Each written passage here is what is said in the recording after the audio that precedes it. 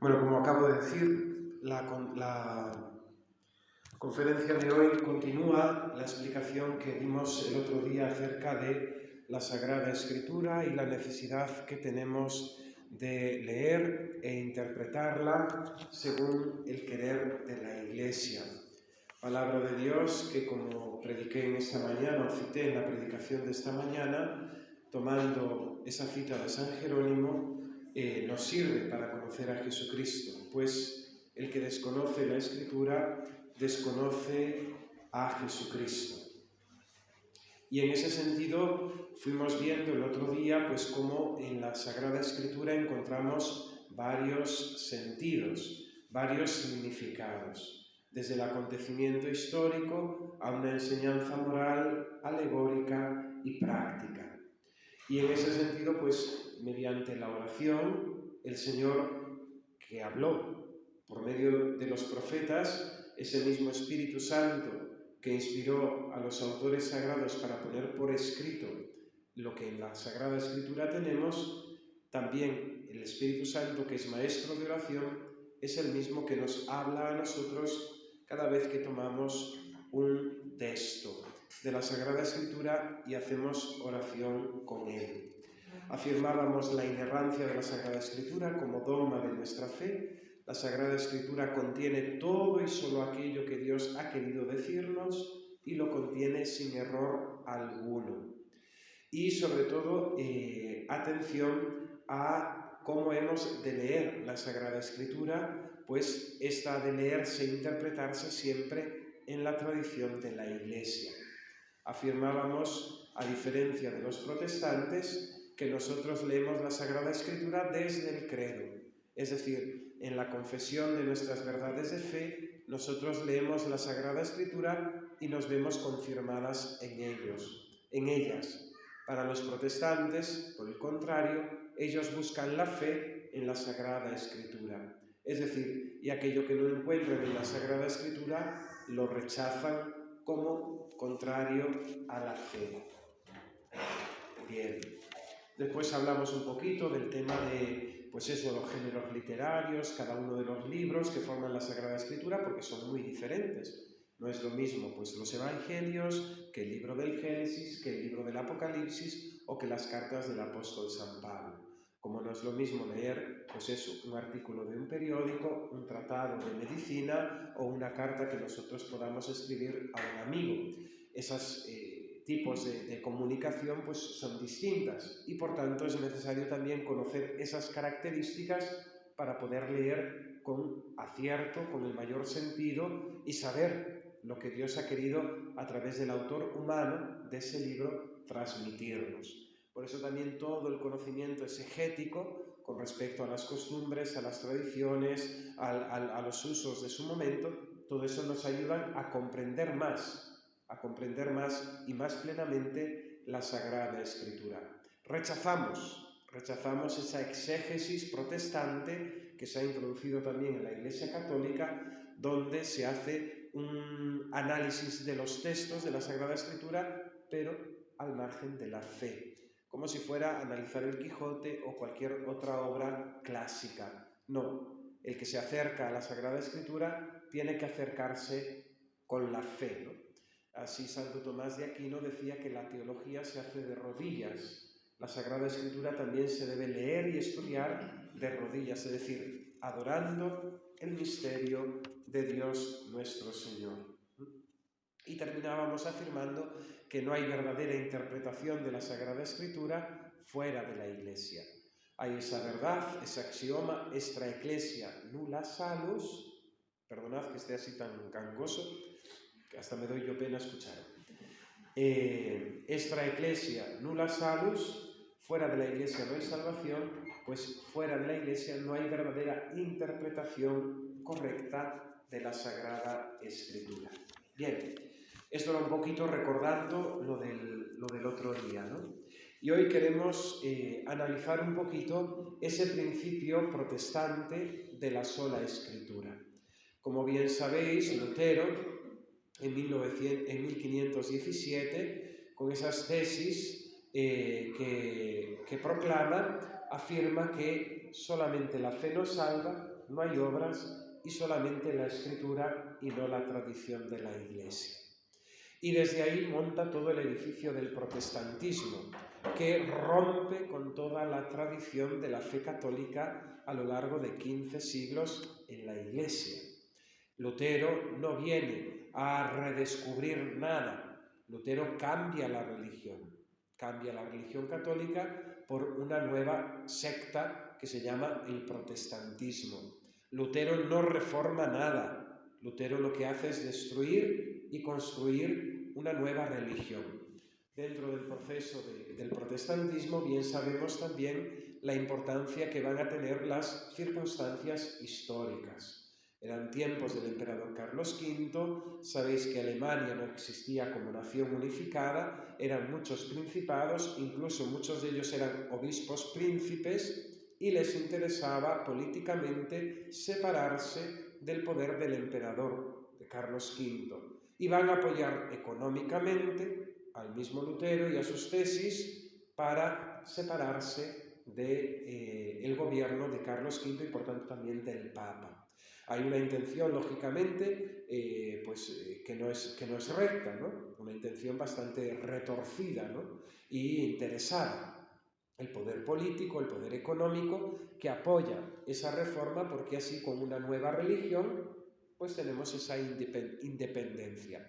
Si normalmente el principio de la antigüedad es que un reino debía profesar la misma religión para mantenerse unido, es lo que impulsó a Recaredo a convertirse a la fe católica, dejando el arrianismo para que todo el reino hispano se mantuviese bajo la misma confesión de la fe.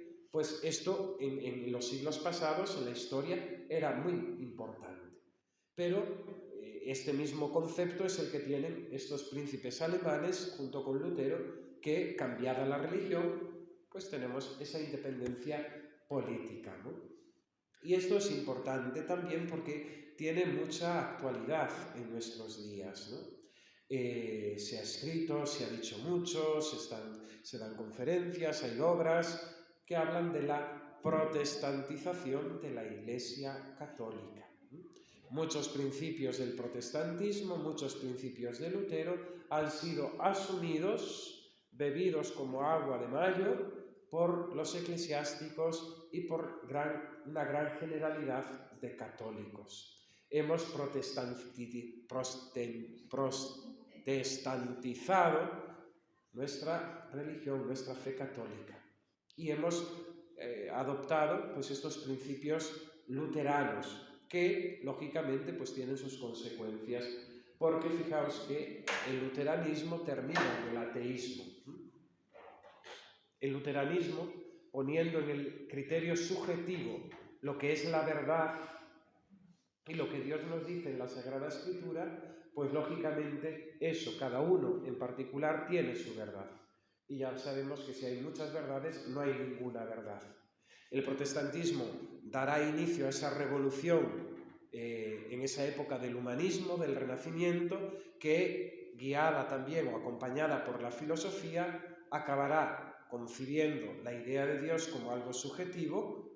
Descartes, pienso, luego existo, cuando mi existencia es externa a que yo lo piense, y eso irá increciendo hasta la negación de Dios, el ateísmo moderno del marxismo, de la filosofía materialista. Y son todos hijos, hijos de ese Lutero, de ese protestante, ¿no?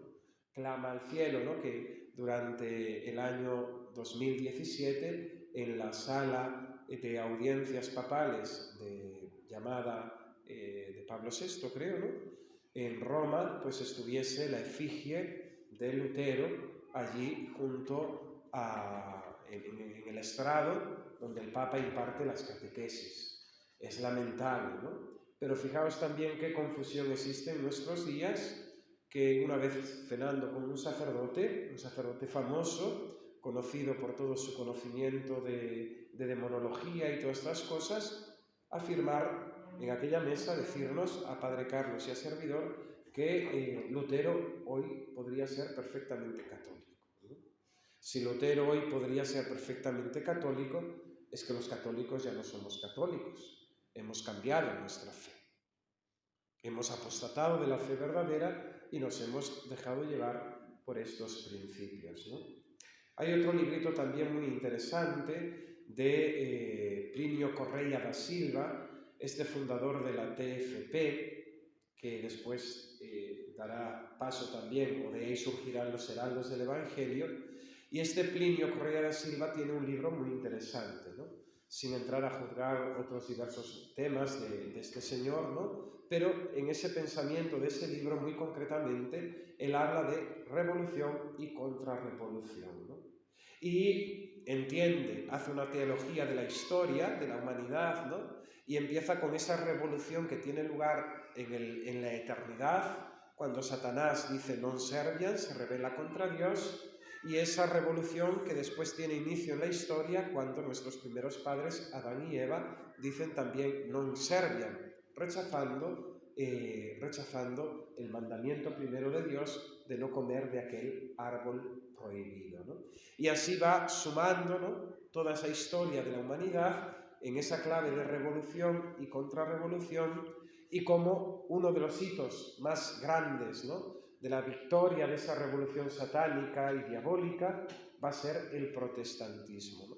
El protestantismo como negación y rechazo a la revelación de Dios mismo.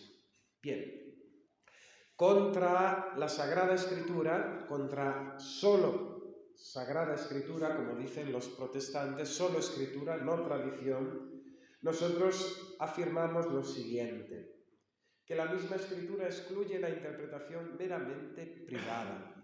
La Sagrada Escritura no nos ha sido entregada para que cada uno a nuestras luces la interpretemos y saquemos un significado, ¿no?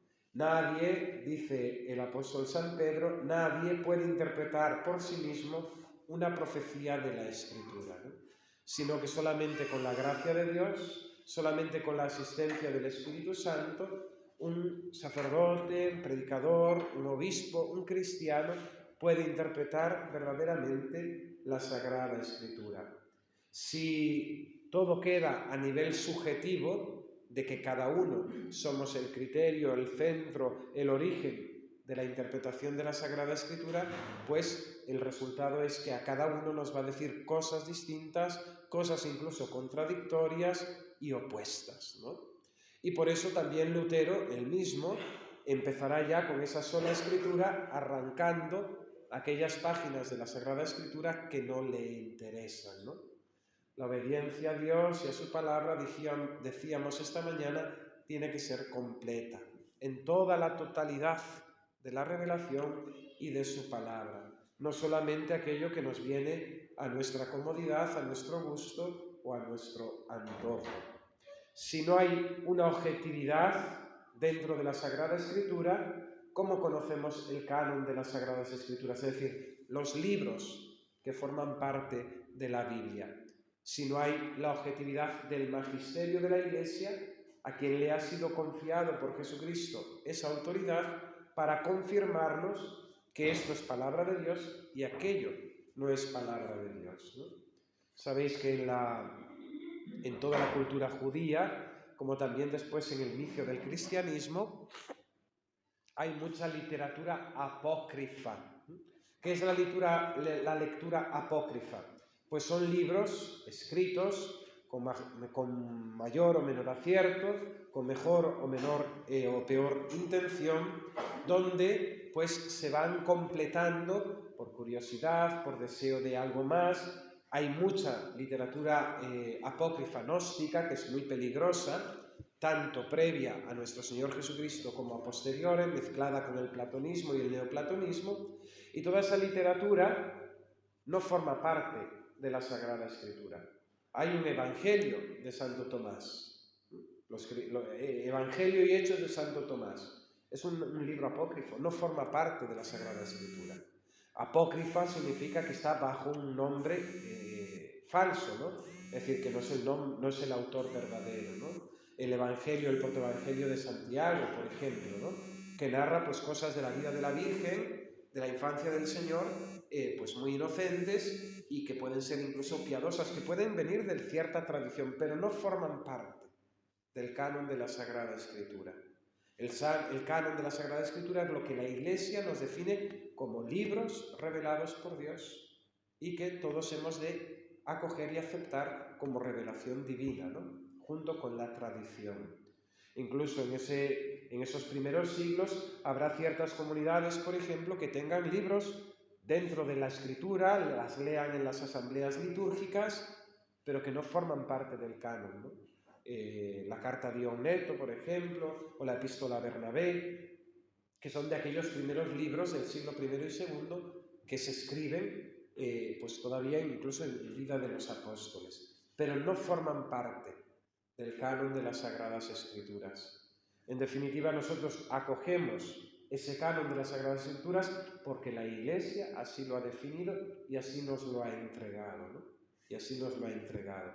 Y esto, fijaos que hasta el Concilio de Trento no se definirá solemnemente cuál es el canon de la Sagrada Escritura y cuáles son los libros, porque se venía creyendo.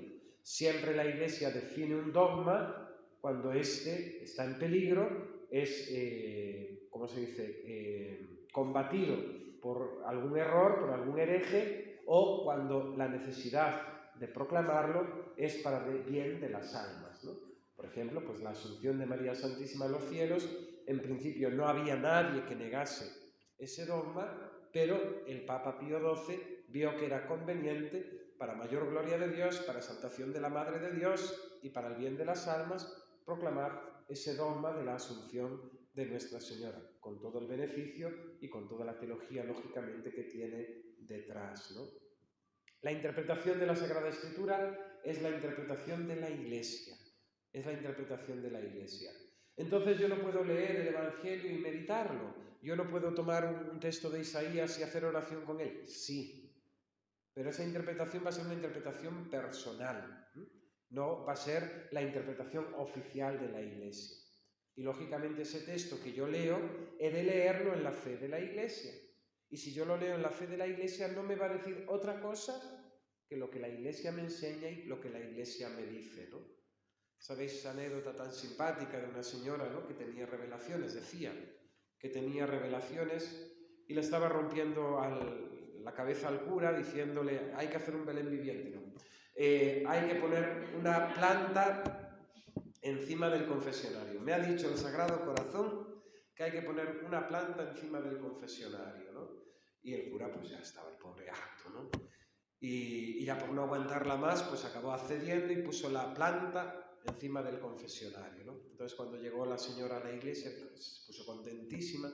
El Sagrado Corazón, Padre, está contentísimo porque usted le ha obedecido, ay, qué contenta me voy para mi casa. Y al día siguiente viene y la planta ya no estaba en el confesionario. Entonces va junto del cura en la sacristía del sacerdote y dice: Padre, que ya no está la planta. Y dijo: mira, es que se me apareció a mí el Sagrado Corazón y me dijo que al final no le gustaba, entonces que la quitase. Pues si es así, ya está, ¿no? Si es así, ya está. Entonces, la interpretación que yo pueda hacer subjetiva, es decir, propia de mi oración, de la palabra de Dios, nunca me va a decir algo que contradiga la fe. Algo que contradiga la fe. Y esto es muy importante. Fijaos también, pues todo esto, el peligro que hubo del iluminismo, ¿no? La misma Santa Teresa, ¿no?, que es juzgada por la Inquisición, ¿no? El miedo a que, pues eso, ciertos extravíos, ciertas psicologías poco sanas, pues terminasen por interpretar cosas que no estaban en la palabra de Dios o se salían de ese cauce que está marcado por la interpretación de la Iglesia, ¿no? Ahí tenemos que atenernos siempre, ahí hay que estar siempre atados, ¿no?, apoyados en esa interpretación oficial de la Iglesia. El principio protestante de la sola Escritura está lógicamente opuesto al deseo de Cristo, que quiere una sola Iglesia, que todos seamos unos.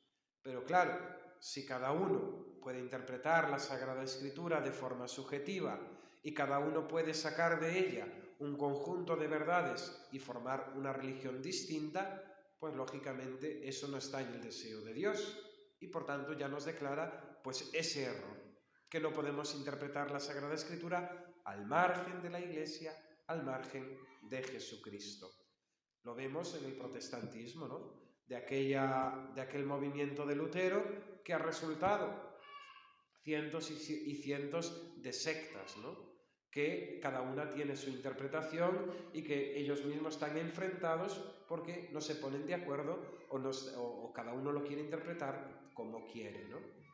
Bien, este principio protestante es imposible, es decir, en la sola Escritura es imposible. Antes de inventarse la imprenta, lógicamente, no había acceso a la Sagrada Escritura. Si solamente la fe viene por la Sagrada Escritura y solamente se puede salvar aquel que conozca la Sagrada Escritura, aquellos que no saben leer, aquellos que no han podido leer la Biblia, ¿no se salvan? Claro. Si Dios hubiese querido que solamente a través de la lectura de la Sagrada Escritura nos salvásemos, ¿quién se salvaría? Si ya son pocos, ¿quién se salvaría, ¿no?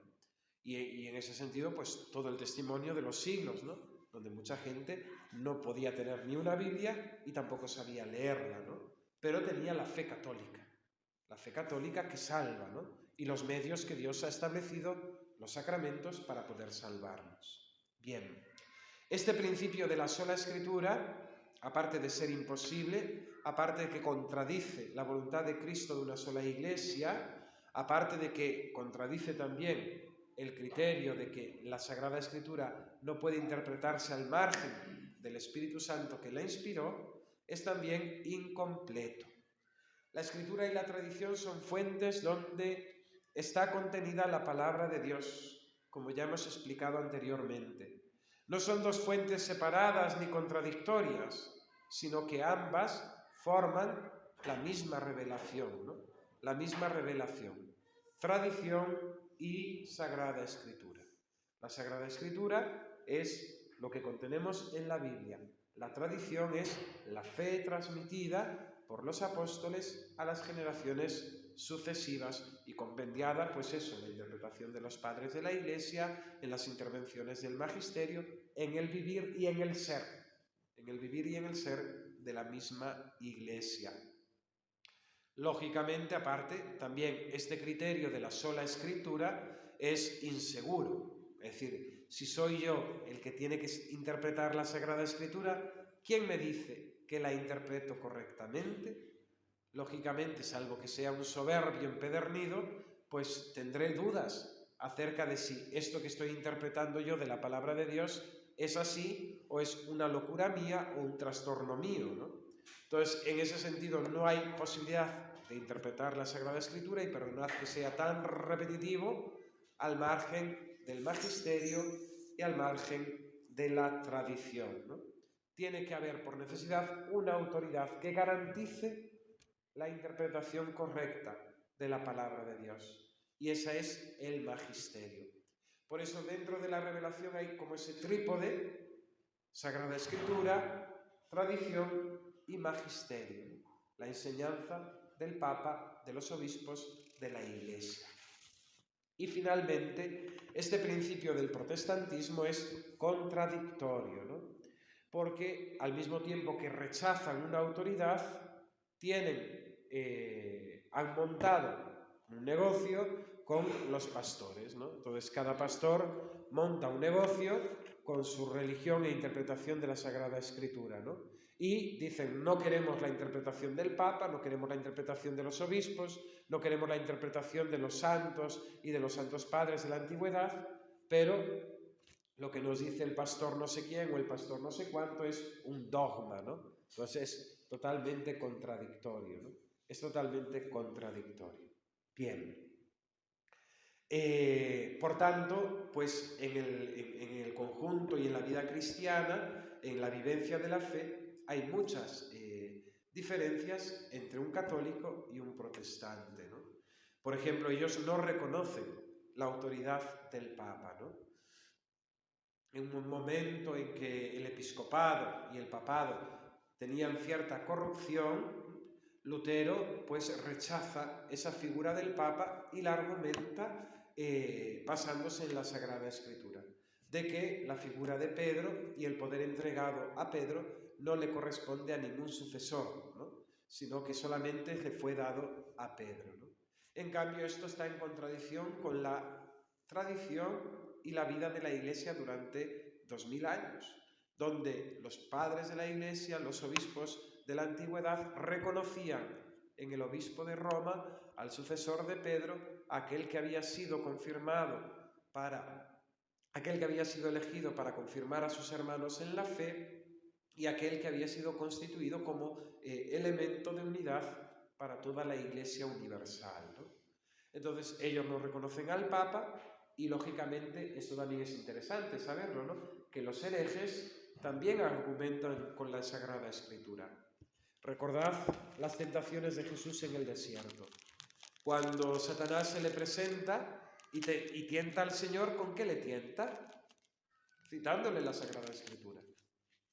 Satanás usa de la Sagrada Escritura para tentar a Jesucristo. Los herejes también citan la Sagrada Escritura para montar sus teologías, o sus herejías, mejor dicho, que teologías, sus herejías, ¿no? Entonces, en ese sentido, nosotros tenemos que tener esa interpretación correcta, esa interpretación de los siglos, esa interpretación de la tradición de la Iglesia. Permitidme.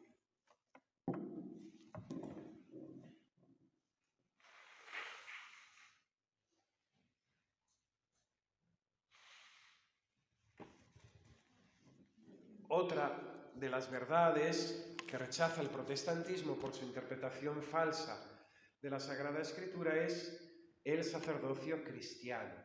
Ellos rechazan, ¿no?, el ministerio ordenado, tanto el episcopal, sacerdotal, como diaconal.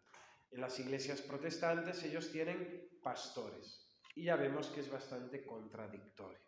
Es decir, si rechazamos una jerarquía que está escrita en la Sagrada Escritura, porque la palabra obispo, la palabra diácono, la palabra presbítero, la misma función que realizan está confirmada en las epístolas del apóstol San Pablo. ¿Eso no es palabra de Dios? ¿No nos interesa? Lo arrancamos, ¿no? Y nos inventamos la palabra pastores, ¿no? Entonces, lógicamente, vemos que no tiene fundamento ninguno, ¿no? Nosotros, desde el primer siglo, es decir, desde la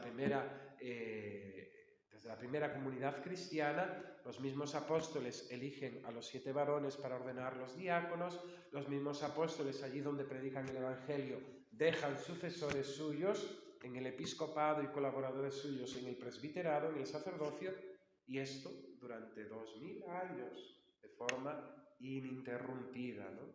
Ininterrumpida. Es muy interesante la conversión de San Henry Newman, el cardenal Newman, ¿no? Porque él, habiendo sido criado, ¿no?, y habiendo nacido en la confesión anglicana, ¿no?, en el anglicanismo, pues él, lógicamente, tenía la cabeza encima de los hombros para pensar, no para lucir un peinado ni un gorro. Entonces, un hombre que piensa, aquel que tiene razón, que tiene inteligencia, piensa, ¿no? Entonces, él se puso a investigar, ¿no?, lógicamente, pues, dónde estaba el origen, ¿no?, y cuál de las confesiones actualmente cristianas se mantenía más auténtica con respecto a aquella primera comunidad que conocemos en la Sagrada Escritura y aquellos primeros siglos que conocemos por los padres de la Iglesia, ¿no? Y termina reconociendo que esa Iglesia que permanece intacta, ¿no?, a lo largo de los siglos, que mantiene la misma confesión, la misma estructura, es la Iglesia Católica. Es la Iglesia Católica, ¿no? Y él da ese paso de conversión, ¿no?, que con él irán muchos más detrás, muchos intelectuales, y aún recientemente, en tiempos del Papa Benedicto XVI, un gran grupo de anglicanos se pasó a la confesión católica de la fe, ¿no? Bien. Los mismos protestantes rechazan el bautismo de los niños, ¿no? Dicen que Jesucristo no mandó bautizar a los niños y que solamente se pueden bautizar aquellos que tienen conciencia. Esto mismo, por ejemplo, va en contra de la praxis primitiva de la Iglesia, ¿no? En la casa de Cornelio, en ese episodio del libro de los Hechos de los Apóstoles, Pedro bautiza a todos los que había en la casa, y es de suponer que había niños. El bautismo de niños se dio desde el primer siglo y por tanto forma parte de la misma tradición de la Iglesia. Rechazan asimismo los protestantes el sacramento de la confesión. En definitiva, claro, es de lógica, ¿no? Si yo soy el que interpreto la Sagrada Escritura y lo llevo a mi campo, a mi interés, porque así somos las personas humanas, pues desaparece la conciencia de pecado, ¿no? Y por tanto será pecado aquello que a mí me parezca que es pecado, no lo que Dios dice que es pecado, porque yo interpreto lo que Dios dice como yo quiero interpretarlo. Por tanto, no hace falta el sacramento de la confesión, ¿no? En la Sagrada Escritura, en los Evangelios, está más que clarísimo esa potestad que nuestro Señor Jesucristo da a los apóstoles de perdonar los pecados, ¿no? A quien se los perdonéis, le quedarán perdonados. A quien se los retengáis, le quedarán retenidos, ¿no? Y en la misma praxis de la Iglesia, sí es bien cierto que el sacramento de la confesión ha sufrido una evolución en el sentido de un desarrollo orgánico dentro de la costumbre primitiva a la costumbre actual, no es negar esa realidad sacramental. Como sabéis, en los primeros siglos, sobre todo, el sacramento de la penitencia se daba para los grandes pecados, ¿no? Como podían ser el homicidio, el adulterio o la apostasía. El obispo, en los tiempos, marcaba una penitencia pública para aquellos cristianos bautizados, se querían convertir, querían volver a la Iglesia. Y era la penitencia de la Cuaresma, ¿no? Donde en la vigilia pascual nuevamente eran admitidos a aquella fe que profesaron en su bautismo. Pero a raíz de que el cristianismo se extiende, a raíz también de que empiezan las comunidades monásticas, pues empieza también la praxis de la confesión frecuente, ¿no? Y ya no solamente para pecados graves, sino también para pecados veniales y con el deseo de purificar, llegando pues a la confesión por devoción. Personas que no tienen habitualmente pecados mortales ni veniales, alguna faltilla que puedan tener, incluso a veces ni eso, ¿no? Padre, yo vivo sola, no peco. Pues ya está. Entonces, esa confesión por devoción, que es pedir perdón al Señor por si le hemos ofendido, porque ya le hemos ofendido en nuestra vida pasada y en definitiva porque queremos recibir la gracia, ¿no? Entonces, en ese sentido también, pues por parte de muchos clérigos en la Iglesia Católica que tienen poca paciencia en el confesionario, ¿no? Empiezan a decir, eso no es pecado, eso no es pecado, eso no es pecado, ¿no? Y muchas veces pues los fieles son regañados sin fundamento, ¿no?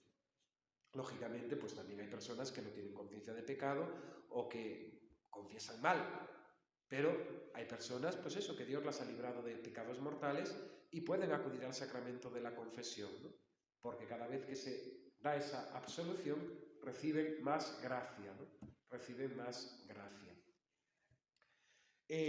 Asimismo, como rechazan el sacramento de la penitencia, rechazan también el sacramento de la Eucaristía, ¿no? Solamente Jesucristo es Redentor, no hay sacerdocio, por tanto no hay repetición de ese sacrificio, ¿no? Renovación de ese sacrificio de forma incruenta que es la Santa Misa, ¿no?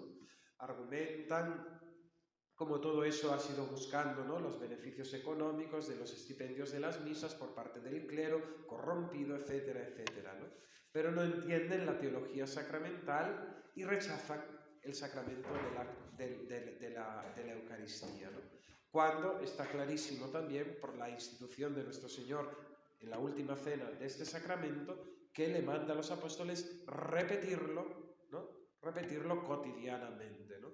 Incluso en el Padre Nuestro quotidiano se refiere en primer lugar, antes que al alimento del cuerpo, al alimento sobrenatural de la Eucaristía. Otra de las verdades y de las realidades que rechazan los protestantes, junto si no hay sacerdocio, por tanto tampoco tiene sentido el celibato sacerdotal, ¿no? Y rechazan la idea, ¿no?, de ese celibato sacerdotal.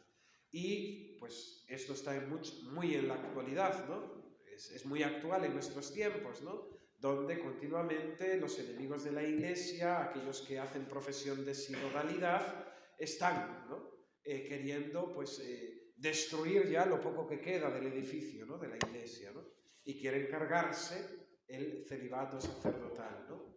Y para ello pues argumentan, ¿no?, que no es algo de derecho divino, sino de derecho eclesiástico, etcétera, ¿no? Pero como decía y prediqué un Jueves Santo ahí atrás, perdón por citarme a mí mismo, es que tengo mucha autoridad, pero era una cita que yo cité a Monseñor Barro, un obispo estadounidense, ¿no? Y decía, el celibato sacerdotal, podemos buscar miles de razones, pero en definitiva es un misterio, ¿no? Es un misterio dentro de este sacramento que el Señor ha querido, el mismo que ha sido célibe y casto, pues que sus siervos, aquellos que lo hagan presente en la iglesia y renueven su sacrificio, pues también vivan esta vida celibataria, ¿no? Asimismo, también los protestantes rechazan el matrimonio como sacramento, ¿no?, instituido por Jesucristo. Y para nosotros, católicos, lo dice el apóstol San Pablo, es un gran sacramento, ¿no?, la unión del hombre y de la mujer. Institución natural, creada por Dios al principio, ¿no?, en el Génesis, institución natural que es elevada a sacramento, donde el esposo y la esposa se convierten en signo sensible del amor de Dios por la Iglesia, del amor de Cristo, del amor de Dios por el mundo, del amor de Cristo por la Iglesia. Asimismo, los protestantes rechazan la veneración y el culto que le damos a la Virgen Santísima. Nos llaman idólatras, ¿no? Porque dicen que nosotros los católicos veneramos a la Virgen Santísima como si fuera Dios. Esto nunca ha sido así, nunca ha sido así. ¿Que ha habido excesos? Pues siempre, en el amor a una madre siempre hay excesos, ¿no? Cuando se ama de verdad, pues el amor no entiende de límites, ¿no? Es muy, muy simpático un texto del Papa Pío XII, donde corrige, ¿no?, y dice, aquellos que idolatran a la Virgen Santísima haciéndola casi divina, no sé qué, no sé cuánto, tal, y a continuación dice, pero al acercarnos a la cuasi divina María, y es que es cuasi divina, no es la madre de Dios, es criatura como nosotros, pero es madre de Dios, y por eso le damos ese culto singular, ¿no?, de hiperdulía, ¿no?, aquella que es madre de Dios, aquella que es madre de Dios.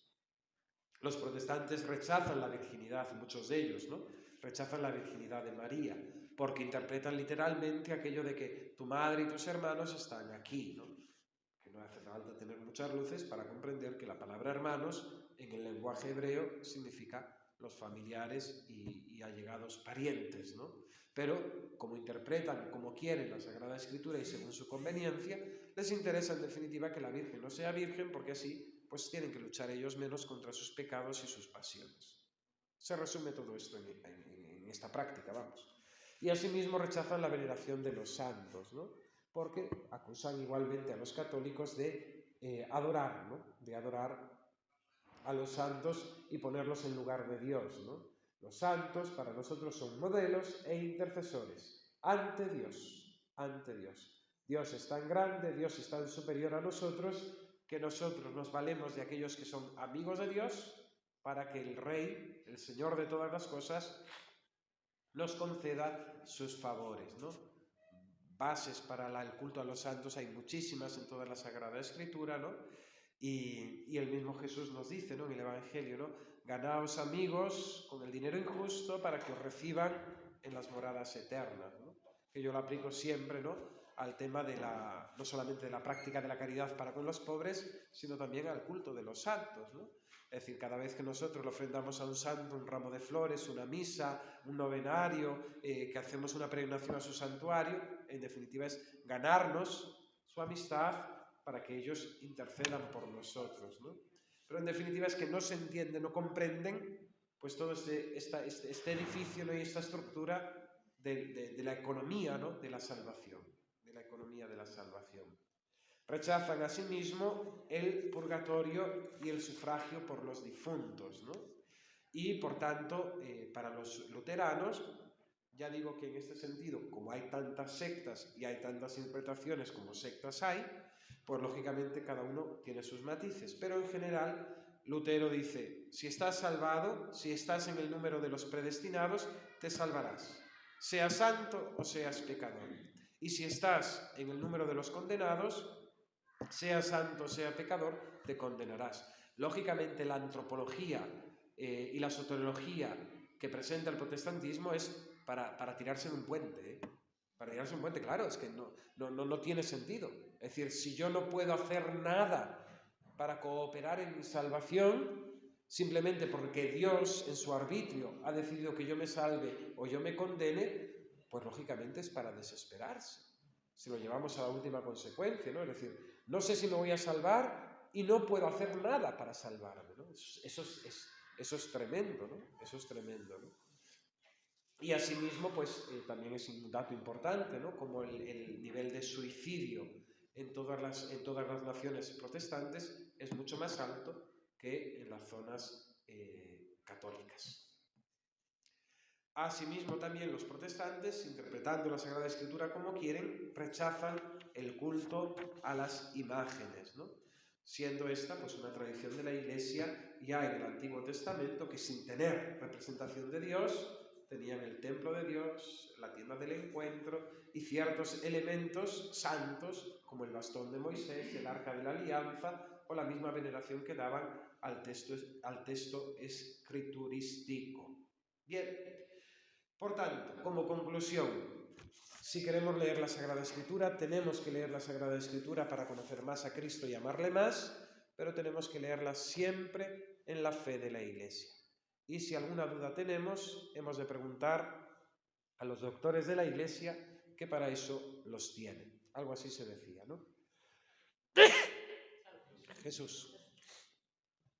Y esto pues nos debe llevar, ¿no?, a tener ese amor, ¿no?, a la Sagrada Escritura, sabiendo pues que no es fácil a veces interpretar, pero podemos empezar por los Evangelios, por las cartas apostólicas y después adentrarnos por los textos del Antiguo Testamento. Pues hasta aquí la conferencia de hoy. No sé si tenéis alguna pregunta y si no, damos paso a la comida.